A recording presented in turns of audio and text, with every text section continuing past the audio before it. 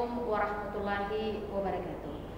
Sudah sepatutnya kita mengucap syukur atas berkah dan nikmat dari Allah Subhanahu wa taala yang kembali mempertemukan kita dalam majelis ilmu Komisi Khusus Islami yang seperti biasa akan menemani layar kaca televisi peduli Anda setiap Jumat pukul 10 pagi waktu Indonesia Tengah. Tak lupa kita kirimkan salawat dan salam kita kepada junjungan baginda Rasulullah Muhammad SAW, yang mana kita selalu berharap semoga kita nanti bisa berkumpul bersama beliau di surga Firdaus yang kelak insyaallah. Dan di kesempatan ini, pemirsa yang ada di rumah, hari ini kita akan membahas seputar keutamaan atau fadilah berkurban. Yang mana kita tahu betul bahwa berkurban merupakan atau sebagai sarana memupuk empati sesama. Dan telah hadir di studio bersama saya, kita ucapkan selamat datang kembali guru kita Bapak Taufikur Rahman MPDI yang merupakan Kepala Kantor Urusan Agama UCKIK. Assalamualaikum Ustaz. Waalaikumsalam warahmatullahi wabarakatuh. Bagaimana kabar Tak? Alhamdulillah sangat baik. Kesibukan? Tetap menjalankan tugas sehari-hari walaupun dengan protokol kesehatan tetap kita laksanakan. Tetap ketat ya? Alhamdulillah. Baik, ini tema kita menarik seputar berkurban karena tinggal beberapa hari lagi kita umat muslim akan melaksanakan Idul Adha atau Idul Kurban.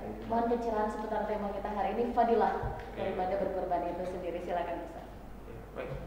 Saya sapa pemirsa. Assalamualaikum warahmatullahi wabarakatuh. Waalaikumsalam. Pemirsa TV Peduli yang saya muliakan, alhamdulillah kita mengirimkan pula salam dan salawat kepada Nabi Muhammad SAW. Hari ini 10 Juli atau 19 Zulkaidah 1441 Hijriah atau 3 pekan lagi. 3 pekan lagi Jumat 1, 2, 3 kita sudah merayakan hari raya Idul Adha atau Idul Kurban yang kita kenal selama ini. Saat ini saudara-saudara muslim kita sudah mempersiapkan untuk mau melaksanakan ibadah kurban. Nah, kenapa sebenarnya ada ibadah kurban? Kapan ibadah kurban itu disyariatkan? Ibadah kurban itu kita mengikut kepada Rasulullah Sallallahu Alaihi Wasallam. Kemudian Rasulullah Sallallahu Alaihi Wasallam meneruskan syariat yang diperintahkan kepada Nabi Ibrahim alaihissalam. Jadi riwayatnya itu suatu ketika itu Nabi Ibrahim berkurban, dalam riwayat ratusan ekor, bahkan dalam riwayat yang lain dikatakan ribuan ekor binatang kurban. Ada yang bertanya kepada Nabi Ibrahim, kenapa banyak sekali Ki berkurban? Kenapa tidak satu mau? Kenapa tidak 2 saja? Kenapa sampai ratusan ekor? Bahkan dalam riwayat yang lain dikatakan sampai ribuan ekor. Nabi Ibrahim mengatakan, jangankan binatang yang sekian jumlahnya, sekiranya Allah SWT memberikan kepada saya anak pun akan saya korbankan kalau atas perintah Allah Subhanahu wa taala. Nah, ini riwayat pada saat Nabi Ibrahim belum dikaruniai anak oleh Allah Subhanahu wa taala. Setelah lama berjalan diberi betul anak. Nabi Ismail alaihissalam kira-kira berumur 10 tahun diperintahkan untuk dipotong. Diperintahkan untuk dikurbankan. Jadi seakan-akan Allah mengatakan kepada Ibrahim, ingat dulu kata-katamu waktu kau bilang jangankan binatang, jangankan hewan, sekalipun anak yang dianugerahkan Allah kepada saya diperintahkan untuk dipotong, saya potong. Nah, itulah riwayatnya yang kita sering dengarkan, sangat traumatisir. Nabi Ismail mengatakan, saya sabar, digoda istrinya, ibunya Ismail Hajar sabar, digoda Ibrahim sabar, mau dipotong diganti dengan binatang kibas yang sering kita dengarkan. Nah, itulah yang kita ikuti sampai hari ini. Nabi Ibrahim diikuti oleh Rasulullah kita ikuti semua sebagai umat Muhammad Sallallahu Alaihi Wasallam. Untuk apa? Kurban itu untuk apa? Dari kata qarib, dekat. Mendekat kepada siapa? Mendekat kepada Allah Subhanahu Wa Taala, menjalankan perintah Allah, sunnah Rasulullah Sallallahu Alaihi Wasallam. Saya kira itu pembukaan saya. Oke, baik. Ini kan memang sekarang sudah orang-orang sudah mulai mensegerakan diri. Ada yang kurban, bahkan banyak sekali sekarang orang yang memediasi untuk siapa yang mau kurban lewat ini. Tapi ini ada pertanyaan yang muncul, Pak. Ustaz, saya ini kurbannya arisan, gitu. Arisan kurban. Nah, bagaimana sebenarnya itu kan otomatis kalau arisan kurban itu kadang belum naik arisannya, tapi sudah harus berkurban, otomatis masih ada utangnya sedikit gitu loh. Bagaimana agama mengatur ini, Pak Ustaz? Nah, secara sederhana ada rule-nya, ya, ada aturannya. Siapa yang wajib berkurban? Kita lihat saja di situ aturannya. Siapa yang wajib berkurban? Yang wajib berkurban itu adalah orang Muslim yang mampu, sudah memenuhi kebutuhan pokok dirinya, anak-anaknya, orang tuanya, mertuanya, saudaranya, orang yang ada dalam tanggungannya, sudah dia bisa penuhi. Pembayaran sekolah anak-anaknya sudah siap, semester anak-anaknya siap, bukunya siap. Kemudian ada keuangan lebih 2 juta sekian misalnya, seperti sekarang rata-rata satu nomor 2 jutaan, ada yang di bawah. Kemudian ada lebih, berkecukupan, itulah yang wajib untuk berkurban. Tapi kalau kita tidak sanggup, itu tidak diwajibkan. Kenapa kita mau paksakan kalau kita tidak sanggup? Seperti tadi itu, bela-belain berarisan. Bagaimana caranya? Kurban itu ada waktunya.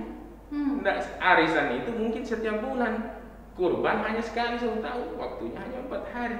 Maka itu tidak efektif. Saya dalam hal ini tidak mengatakan itu dilarang, tapi saya mengatakan bahwa itu tidak tepat. Sesuai dengan rule tadi itu, sesuai dengan petunjuk bahwa orang berkurban itu bukan orang yang susah. Nah, utang di mana-mana, terus mau penampilan berkurban, tulis nama saya, umumkan di masjid. Tidak begitu. Orang yang wajib berkurban itu tadi, saya ulangi lagi, dirinya selesai, anak-anaknya selesai, SPP-nya selesai, makannya selesai, mertuanya selesai, orang tuanya selesai, kerabatnya selesai. Baru ada lebih, itulah wajib untuk berkurban. Sehingga Nabi mengatakan, siapa yang memiliki kelebihan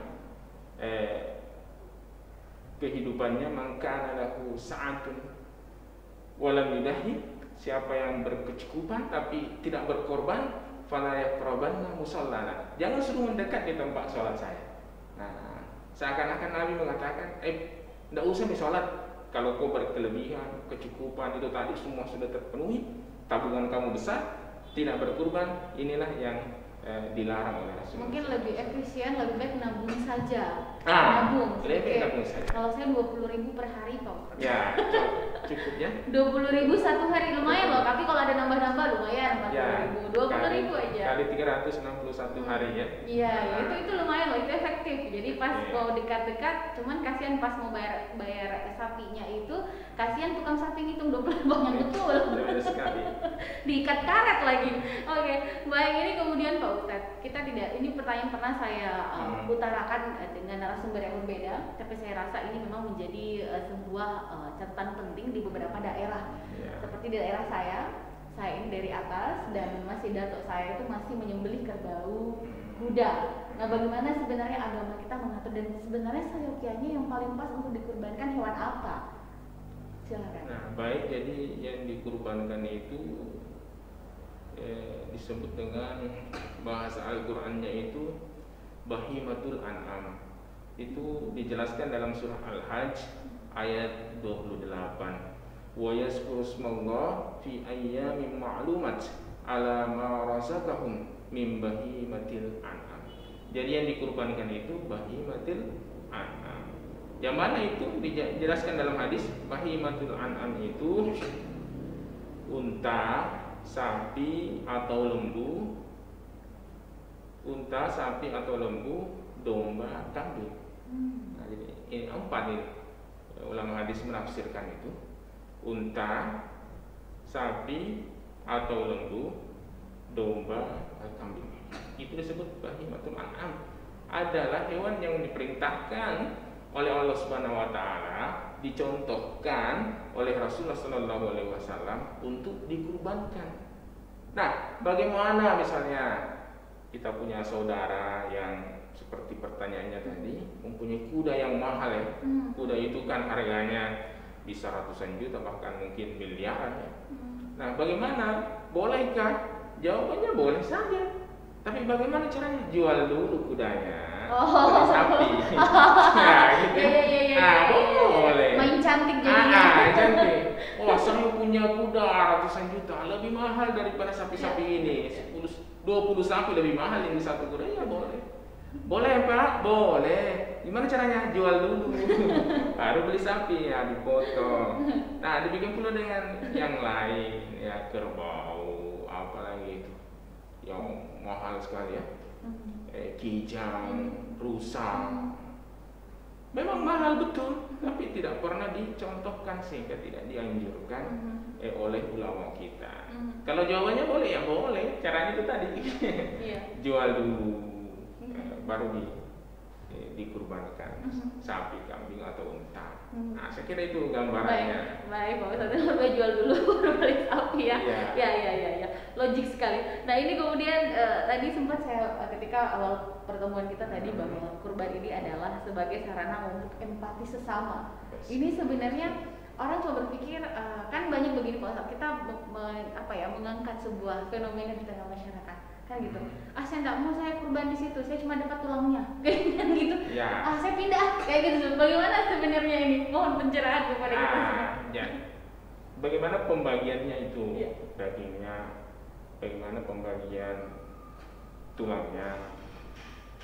Bagaimana pembagian? Termasuk yang paling penting ini Pak Ustadz, kulit dan kepalanya. Kulit dan kepalanya. Nah, jadi baik kita berkurban itu semuanya dikurbankan. Semuanya dikurbankan. Bolehkah kita mendapatkan bagian? Boleh. Bagaimana aturannya? Ya, ulama hadis kita menjelaskan ada aturannya. Tapi janganlah kita semua yang mau menguasai lagi itu. Kita kan sudah kurbankan, masa mau dihitung-hitung lagi? Tetapi walaupun demikian tetap boleh. Bolehnya seperti apa? Bolehnya adalah sepertiga untuk diri kita dan keluarga kita, sepertiga untuk disedekahkan, sepertiga untuk fakir miskin. Itu boleh seperti itu. Jadi sepertiga untuk diri kita, keluarga kita, nenek kita, saudara kita. Sepertiga untuk disedekahkan atau disumbangkan. Kepada siapa itu disumbangkan? Kepada saudara kita yang kebetulan tahun ini mungkin tidak berkurban. Walaupun misalnya kelihatan kehidupannya wah ya, HP-nya bagus, kendaraannya bagus, tapi tahun ini tidak berkurban, boleh kita kasih. Silakan kasih yang sepertiga itu. Yang sepertiganya lagi, carilah saudara kita yang fakir, yang miskin, yang memang membutuhkan, kasihlah itu. Nah, itulah pembagiannya. Tapi kan selama ini yang kita saksikan, panitia kurban itu kadang hanya memberikan kepada keluarganya itu 2 kilogram saja. Selebihnya itu dibagikan semua. Ya boleh saja, yang penting tepat sasaran itu tadi. Yang penting saya sampaikan di sini bahwa kalaulah kita sudah berkurban, janganlah lagi dihitung-hitung. Wah, saya cuma dapat tulang, saya cuma dapat ini. Janganlah begitu. Kita kan berkurban menyerahkan pada Allah Subhanahu wa taala. Termasuk kepalanya, termasuk kulitnya. Harus diberi, tidak boleh dijual. Seperti misalnya kulitnya dijual kemudian diambil ya. Ini kan hewan kurban saya. Jadi ketika kita kurban 100% sudah kita 100% sudah diserahkan lagi. Jangan lagi ambil itu harga kulitnya. Kemudian pun jangankan yang seperti itu, yang lebih parah dari itu lagi, seperti misalnya memberikan upah kepada yang memotong, kepada yang membelah-belah itu, kepada yang menguliti. Memberikannya upah itu tidak boleh dari daging hewan kurban itu. Harus dari kantong sendiri, harus dari budget khusus. Harus budget khusus. Tidak boleh, itu dilarang, dan hadisnya jelas Rasulullah SAW melarang Ali. Ali, kau jangan memberi upah kepada yang potong, kepada yang kuliti, kepada yang potong-potong itu bagi-bagi. Upahnya dari daging kurban itu. Ambillah dari kantong sendiri. Jadi ini penting ini untuk kita sampaikan kepada yang berkurban. Jangan sampai kasihan itu tukang potong, tukang kulit tidak dapat sama sekali, bahkan sudah dapat dari daging kurbannya. Itu salah, itu tidak boleh, itu mengurangi daripada ibadah kita. Jadi kalau kita berkurban misalnya 2 juta, kasih lebihlah 100. Untuk siapa itu? Untuk yang potong, untuk yang menguliti dan lain-lain. Jangan dikasih pas-pas harga sapi betul seperti itu, begitu 2 juta misalnya, pas-pas. Jangan begitu, harus ada lebih. Nah, supaya kurban kita itu betul-betul utuh. Iya, ini karena memang banyak yang terjadi di masyarakat kita, udah ya istilahnya Pak Gereknya dapat kepala. Jadi kalau yang memotong itu yang Mak Gerek itu 10 kambing cuma dapat 10 kepala. 10 kepala. Mau diapain? Mau diapain kepalanya semua? Mau diapain kepalanya semua ya? Baik, kita masih akan membahas seputar fadilah daripada berkurban bersama guru kita Bapak Taufik Qurrah. Mohon selepas jeda saya masih akan segera kembali.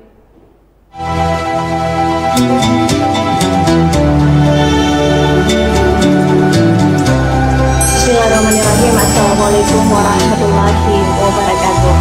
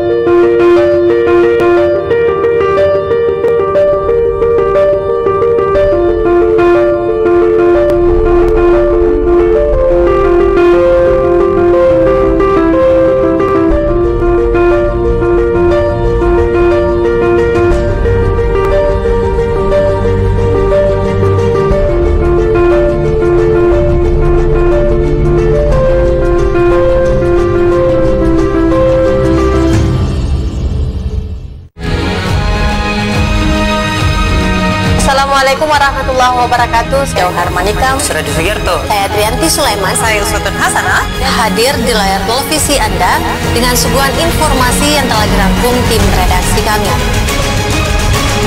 Kita mulai news update selengkapnya.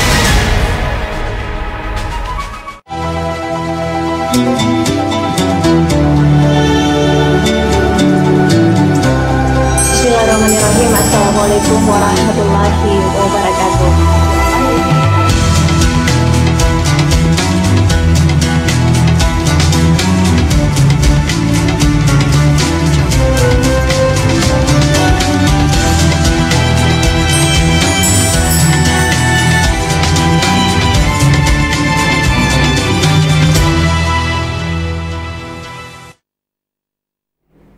Baik, saudara, ada masih dalam majelis ilmu di Komisi Khusus Islam yang Peduli.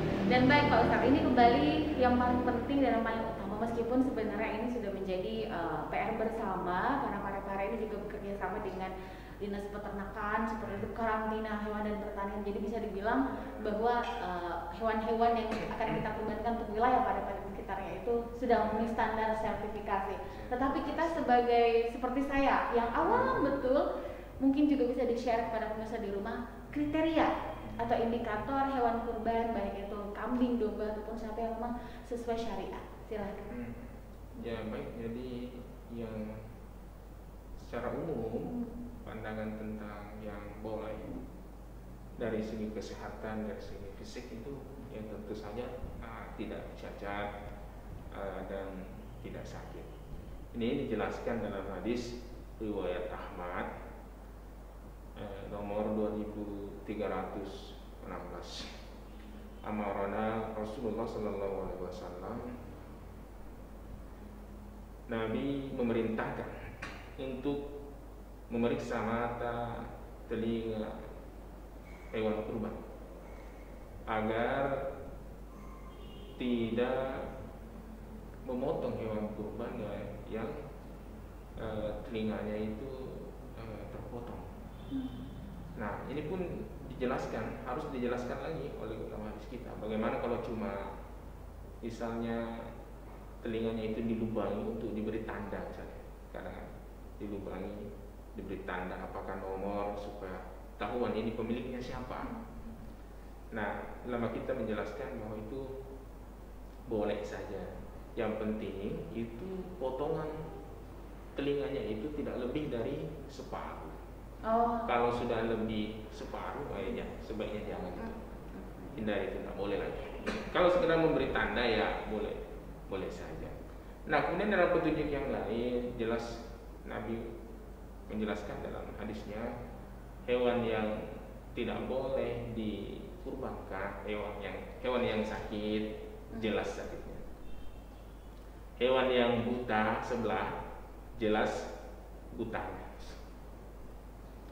Hewan yang pincang, jelas kepincangannya. Hewan yang kurus, hewan yang kurus, jelas kurusnya.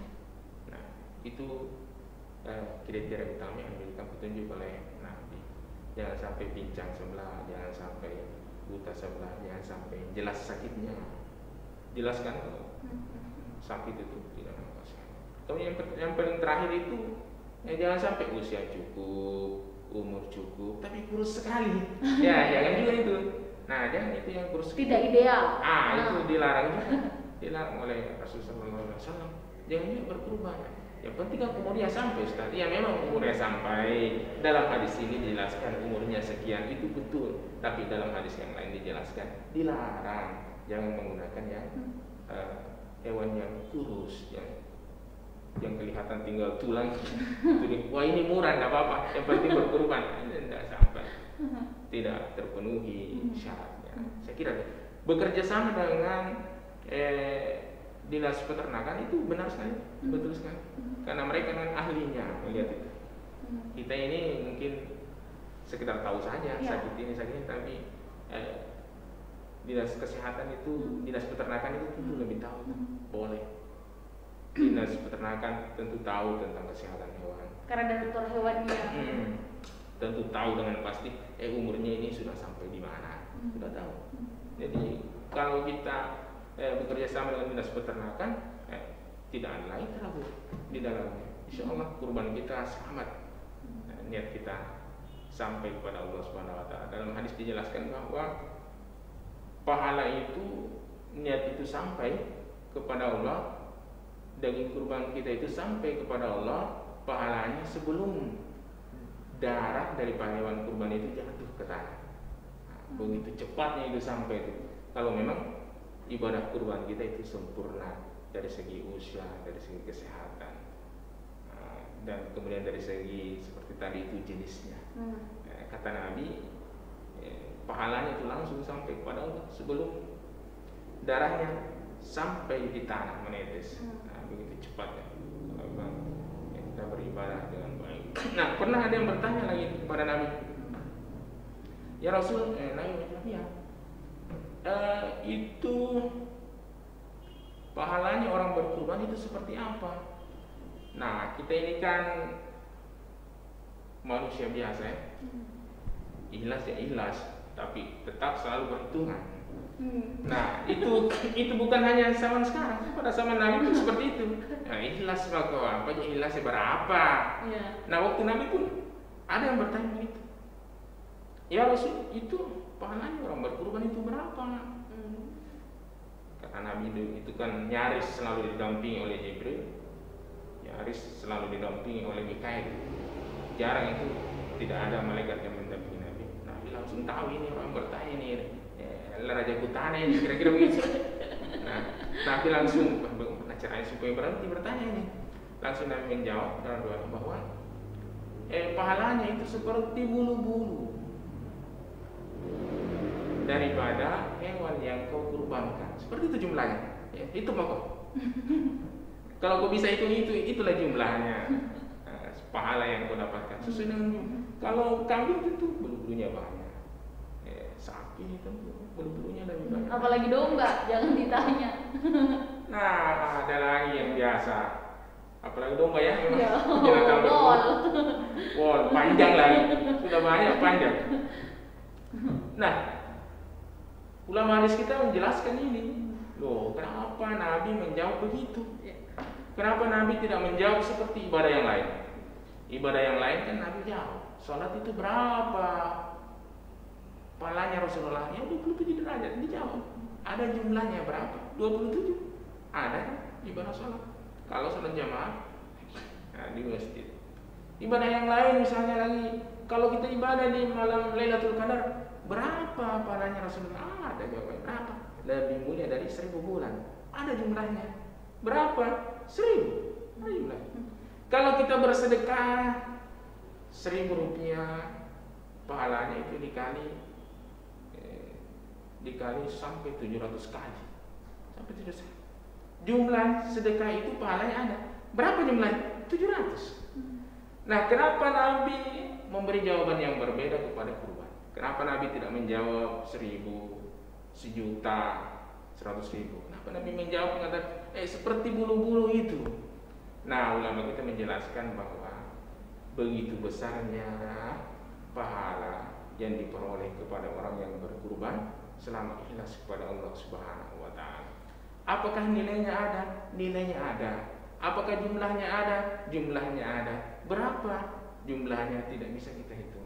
Sekiranya mungkin kita menggunakan komputer, itu kita membuka program Excel, maka sampai kepada ujung itu tidak bisa menghitung pahala daripada besarnya orang berkurban. Waduh, ujungnya Excel mana ya? Ujungnya, carilah ujungnya Excel. lebih besar dari itu. Kira-kira kalau kita membuka kalkulator, kita pada sampai kepada perhitungan, kalkulator tinggal mengatakan di situ, tinggal mengatakan saja, error. Ada yang mengatakan tidak terhingga. Apakah tidak terhingga itu ada nilainya? Jawabannya ada. Jawabannya ada. Cuma kalkulator tidak mampu hitung. Itulah kira-kira gambaran daripada pahala orang yang berkurban. Mari berlomba-lomba, mari. Bagi yang memiliki kemampuan, itulah gambarannya betapa besar pahala orang yang berkurban, sehingga Nabi menjawab seperti bulu-bulu daripada hewan yang engkau kurbankan. Nah, itu maka itu. Nah, ini bagi kita ini. Karena itu memang pentingnya. Terkadang itu kalau kita sampaikan kepada anak sekolah, nak dapat berapa di sekolah? Dapat 10 ayat. Dapat 10, wah hebat sekali. Besoknya lagi ditanya sama omnya, dapat berapa kemarin di sekolah? Dapat 10. Anak itu bangga sekali kalau dikatakan 10. Padahal di atas 10 itu banyak nilai yang lebih besar. Tapi untuk di kepala khusus, di kepala anak kita itu, itulah nilai 10 yang tertinggi. Kira-kira itulah gambarannya Nabi yang disampaikan kepada kita. Itulah yang tertinggi di kepala kita, menghitung bulu-bulu, sehingga itulah yang disampaikan. Padahal sebenarnya lebih besar daripada itu. Aneh kan mungkin seperti burung di lautan. Saking banyak sepanjang mata memandang itulah. Siapa yang berani mengkalkulasi? Kalkulasi itu tidak bisa. Kalkulator menyerah. Excel saya full. Tapi mana ujungnya tuh kalau Excel? Baik. Nah, ini Pak Ustaz, sebelum kita jeda, batas waktu sah dan kapan terakhir kita berkorban. Karena kan banyak nih kalau misalnya dalam satu kompleks kebetulan diberikan rezeki, diberikan anugerah budget yang cukup, nyumbangnya mungkin 20 ekor sapi dalam satu kompleks itu. Proses penyembelihannya ini kan ada dipotong semua atau besok lagi atau besoknya lagi. Jadi tapi sebenarnya afdolnya itu sampai berapa hari? Silakan Pak Ustaz, menambah ilmu kita semua. Nah, baik. Jadi waktu memotong ini ya pada hari raya Idul Adha. Setelah kita sholat Idul Adha, khatib khutbah, khatib turun. Setelah khatib itu turun, maka pada saat itulah yang paling afdal untuk memotong daripada hewan kurban yang kita yaitu pada tanggal 10 Zulhijjah, pada tanggal 10 pada hari itulah. Nah, terus bagaimana kalau hewan kurbannya banyak sekali seperti di Saudi ya, sampai berton-ton banyaknya, begitu banyak orang yang berkurban. Seperti itu kita juga dalam satu kompleks itu bisa sampai 10 ekor, 20 ekor. Loh, masa mau dipotong satu hari langsung 20 ekor? Siapa yang mau dikasih? Jangan-jangan jadinya nanti mubasyir.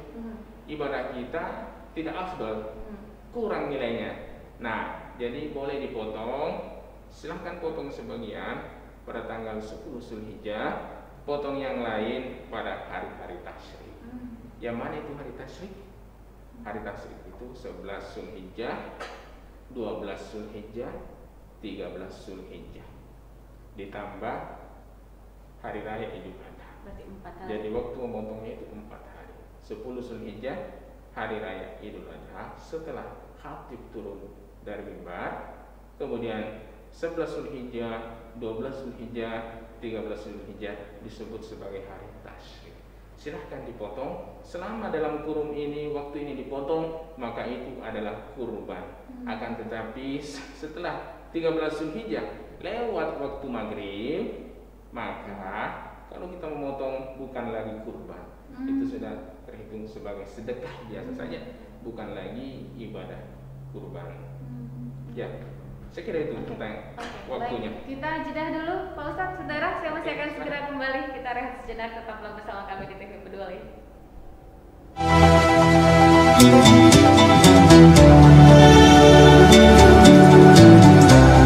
Bismillahirrahmanirrahim. Assalamualaikum warahmatullahi wabarakatuh.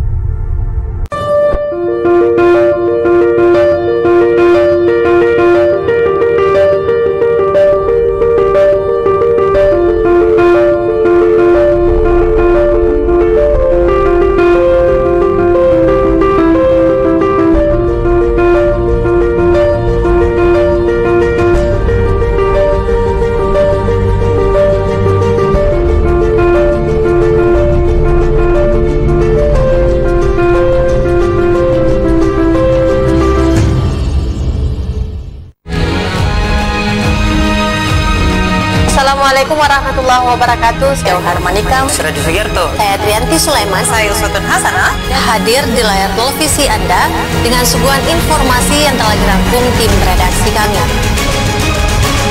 Kita mulai news update selengkapnya.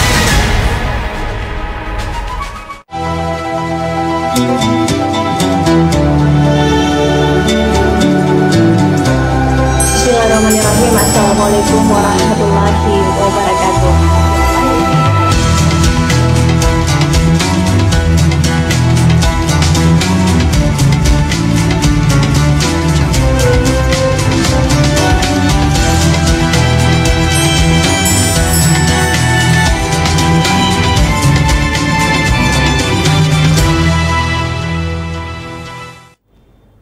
Baik saudara, ada masih di di TV Peduli untuk Majelis Ilmu bersama guru kita Bapak Taufikur Rahman. Dan baik Pak Ustadz, masih seputar fadilah berkurban sebagai sarana memupuk empati sesama. Ini tadi proses penyembelihannya sudah, syarat-syaratnya sudah, ini adalah proses pembagian. Tadi kita sempat ngobrol nih ketika jeda seputar kan ada nih, kalau macam saya itu ada yang nitip kurban di Parepare di Sulawesi karena dia berada di luar Sulawesi. Proses makannya diolah bagaimana, apakah itu masih daging kurban atau tidak. Dan yang tadi yang statementnya Pak Ustadz ini saya merasa kayak penting untuk kita ungkap seputar yang kamu potong yang dan yang bagi-bagi dia sendiri, tidak menggunakan panitia. Nah ini bagaimana Bapak dalam pencerahan ini penting. Nah jadi baik, jadi pada dasarnya kalau kita berkurban itu niat kita, tekad kita harus bulat bahwa apa yang sudah kita serahkan itu di jalan Allah, bukan lagi untuk kepentingan kita, karena balasannya Allah sudah sampaikan tadi melalui lisan Rasul Sallallahu Alaihi Wasallam bahwa pahalanya berlipat-lipat sehingga tidak terhitung. Jadi jangan lagi kita mau menilai itu untuk menghitung-hitung daripada yang kita kurbankan. Nah, bagaimana cara mengkonsumsinya? Mengkonsumsinya tadi seperti yang saya sampaikan, untuk kita dan keluarga itu boleh sepertiga, untuk kita dan keluarga boleh sepertiga, untuk kita sedekahkan kepada orang yang kebetulan tidak berkurban, ini tahun sepertiga.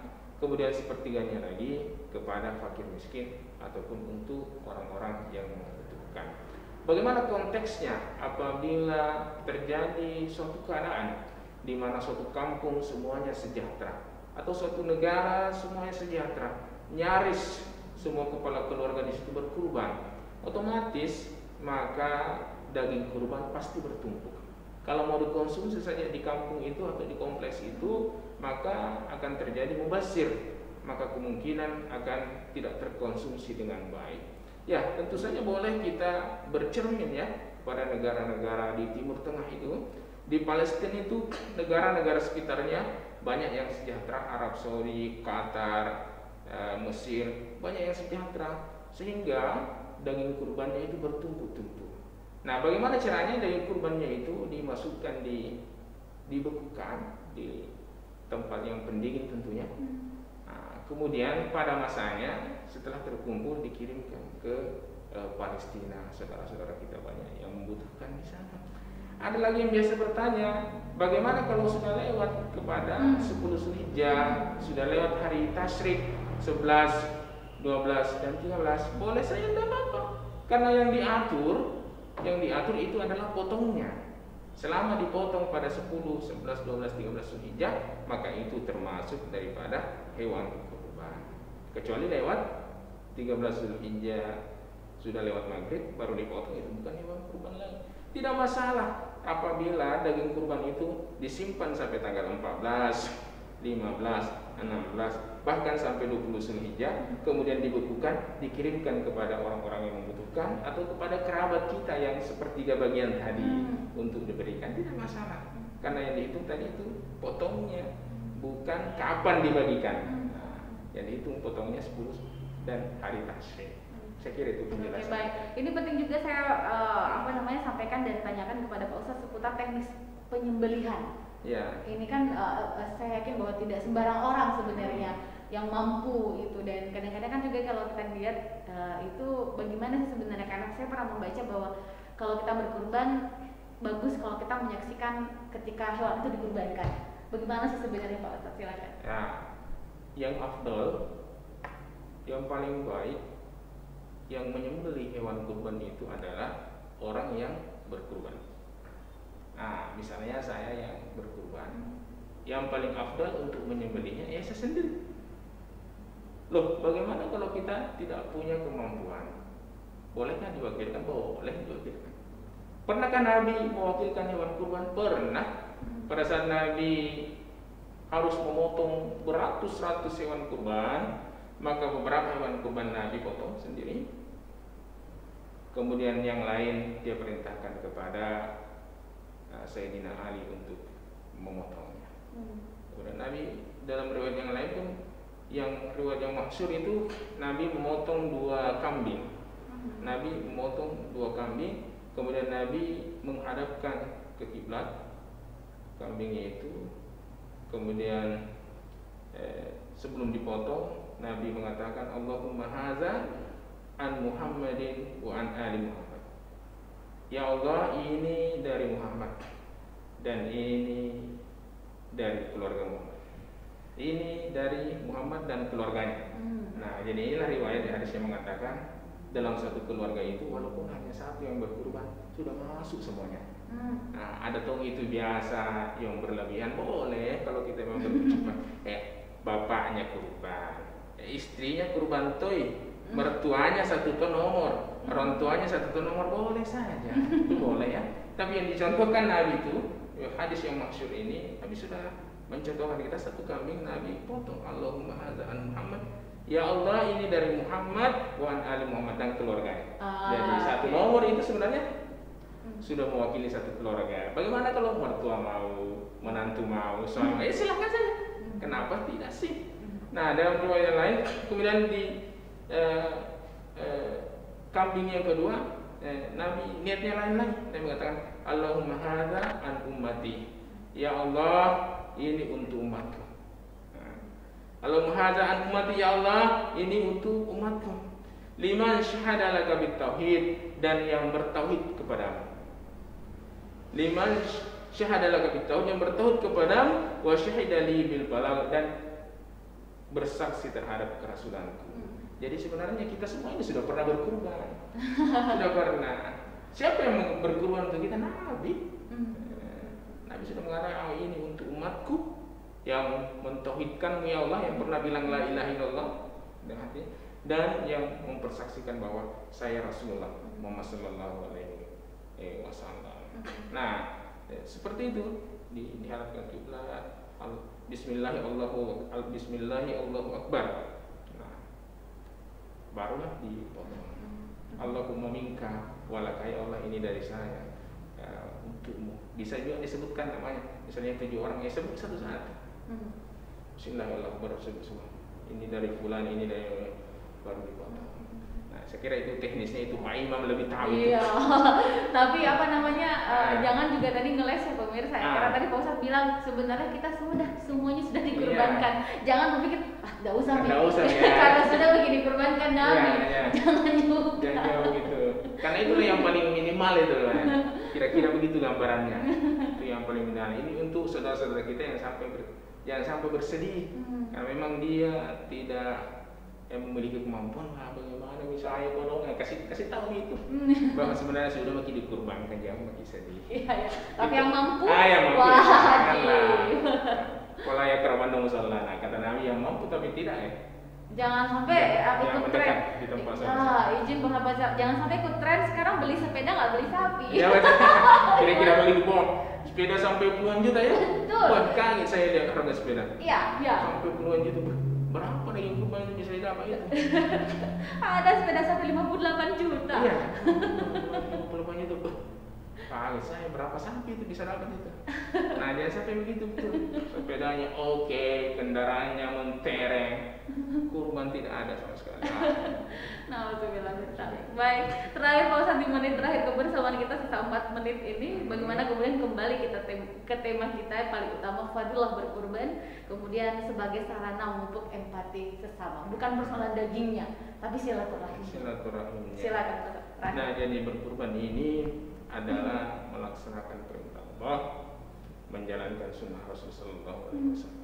Disitulah bukti indahnya Islam. Di saat Allah memerintahkan kita sholat, di saat itu Allah memerintahkan kita berkurban. Fasolli li rabbika, sholatlah, berdoa kepada Allah, wanhar, dan berkurbanlah. Jadi Allah memerintahkan kita beribadah kepadanya, akan tetapi beramal kepada saudara-saudara kita sesama manusia.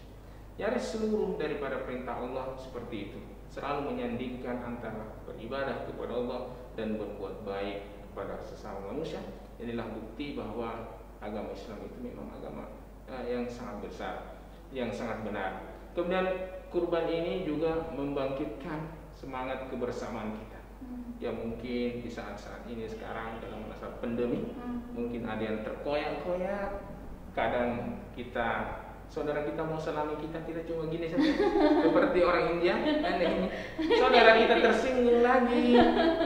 tersinggung lagi padahal kita mengikuti protokol. Nah, mudah-mudahan dengan hewan kurban ini kita berbagi, kebersamaan itu bisa terjalin kembali, rekat kembali. Terkadang anak-anak ini jangan main di sana, tersinggung orang tuanya lagi. Padahal kita menjaga protokol. Mudah-mudahan di momentum Zulhijjah ini hewan kurban ini bisa memupuk kembali itu yang rata-rata. Hablum minallah, ibadah kita kepada Allah jalan. Hablum minan nas, kebersamaan silaturahim sesama manusia sebagai wujud tauhid kita kepada Allah juga kita pelihara dengan baik. Nah, saya kira begitu penutup dari saya. Semoga Allah Subhanahu wa taala mencurahkan rahmat-Nya kepada kita semua. Amin. Kepada yang mampu agar berkurban, jangan sampai kita mendapatkan dari yang disebutkan Nabi, wala taqrabanna musallana, jangan mendekat di tempat salat saya. Kepada yang tidak mampu jangan juga khawatir. Rasulullah SAW sudah berkurban secara umum, tapi jangan kita mengambil yang minimal, ambillah yang maksimal, ambillah yang optimis, jangan mengambil yang pesimis. Saya kira itu penutup saya. Semoga kita bisa berkurban. Billahi taufiq wal hidayah. Assalamualaikum warahmatullahi wabarakatuh. Waalaikumsalam warahmatullahi wabarakatuh. Dan yang pasti menjadi catatan kita bersama, mari kita berkurban dengan hewan terbaik. Itu dia. Bagaimana kemudian semoga kita juga mendapatkan sesuatu yang terbaik, karena saya kira memakai sesuatu saja kita mau yang paling bagus. Pasti mau yang paling bagus. Apalagi kalau ini intinya bukan hanya amal, tapi bagaimana kemudian kita semakin empati dengan sesama saudara-saudara kita kaum muslimin dimanapun berada, terutama yang ada di sekitar kita. Baik, terima kasih sekali lagi Pak Ustadz, dan yang pasti ini juga sesuai dengan tagline Kota Parepare, peduli. Nah, kita peduli sesama. Saya pamit. Assalamualaikum warahmatullahi wabarakatuh. Sampai jumpa dalam Komisi Islami Majelis Ilmu berikutnya. Sampai jumpa.